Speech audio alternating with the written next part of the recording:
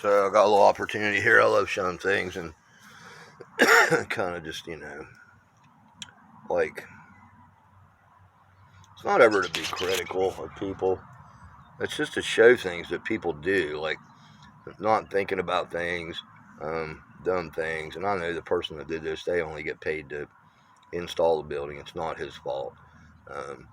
But regardless, the point is, this block right here, I put this in here. I put another one in over here. This building was set back in the fall, and these were surface, so it's dropped about 3/4 of an inch so far. It'll probably drop all the way to where that's pretty level with the surface, so it's got about another 1/2 inch to fall before it finally settles into where it's going to sit. And that, over time it'll settle just a little bit more. This area gets a little bit of water in it, just from runoff from up the hill. But anyway, the point of this was, sorry about that. They paid extra for this deck, and it's 4x6 treated wood, 2x6, and this is something else. This is the board that was on the top up here, and when I disassembled the whole thing, what I'm going to do is put plastic under here so that the grass doesn't continue to grow up through the floorboards. So when I unscrewed everything, this last board, there was screw holes in it, but there were no screws in it, so they didn't screw that one down. The doors rub on this edge right here, so we're going to drop this down a little bit. Well, probably not. We're actually I'm just going to chamfer the edge of that over, because there's not much left here. The point of this was they paid extra for this deck, okay?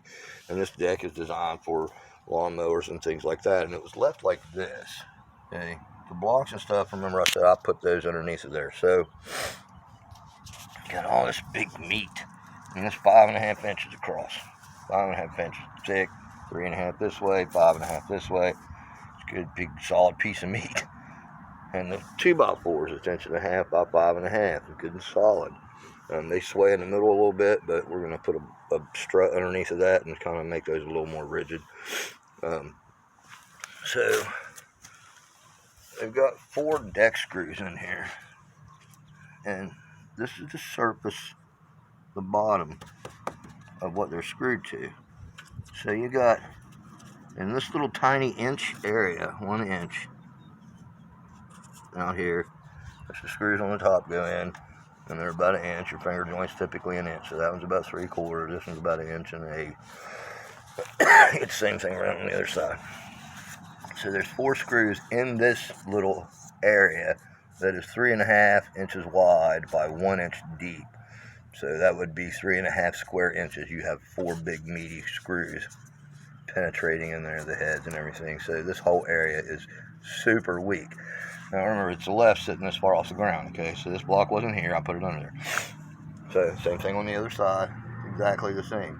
So it's pointless to even put those screws in there, because now this is all compromised.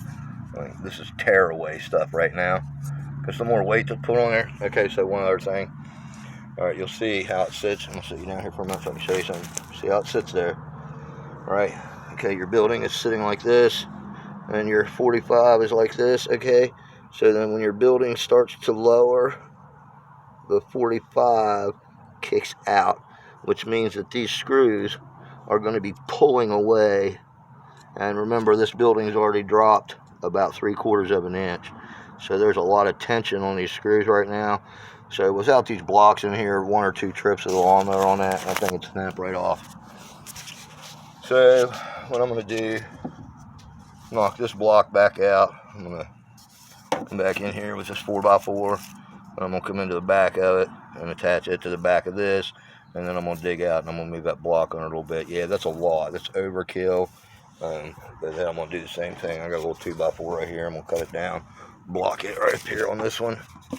On the back side, gives that a little more support, and then I'll put a little, once I get the plastic down, I'll put a little block back underneath of here and give it a little extra support, so it'll be solid.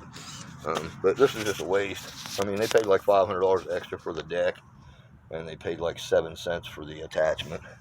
So, but it's a decking company, I mean a shed company, and this is what they do, and You know, you can't fault the guy who delivered the shed. He did a good job. He set it up real nice. He was quick, friendly, and all that good stuff. But, you know, I mean, he should know better than this. He does know better, but he does what his company says, so I don't fault him. But, you know, if you're the company, then you're at fault for that kind of stuff. And these are the kind of things that people do because they're not thinking about that flexion. They're not thinking about this moving downward off of this pivot point as opposed to something straight.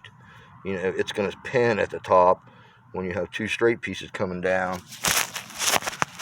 and they start to separate at the bottom. They're going to pin at the top. You know, if they start separating at the top, then they're going to pin again when they start moving down. But that 45 moves away. You know, it's sitting like this, and then it starts to move away. So this is the pivot point, and it's just all compromised now. So anyway, you know, these are the reasons I like to show these things, because there's a lot that goes into thought of this, you know, the thinking part of it. I mean, you know, what's the person going to do who had this delivered, had it set up, and then their deck falls, and they're going to have to call somebody out to fix it, and then they're going to have to pay somebody to fix it, and then it's going to be an extra amount of money, and, you know, when the shed company should have taken care of it. But thankfully, I'm around to do stuff like that and make sure that things like this don't happen, and, you know, get this plastic down anyway. So it was just a little thing you catch. And it was first the board, you know, not being screwed down up here. And you can see there's already screw holes for it. So they took the screws out for some reason, but just didn't put them back in. And most likely because it's rubbing right here. The door is rubbing. So that's most likely why they took the screws out. More than likely when he pinned the screws down, pulled the board up a little bit more, and the door wouldn't shut. So he pulled the screws out and it worked out for him. So he left it like that. But anyway, we're going to get it all squared away. See ya.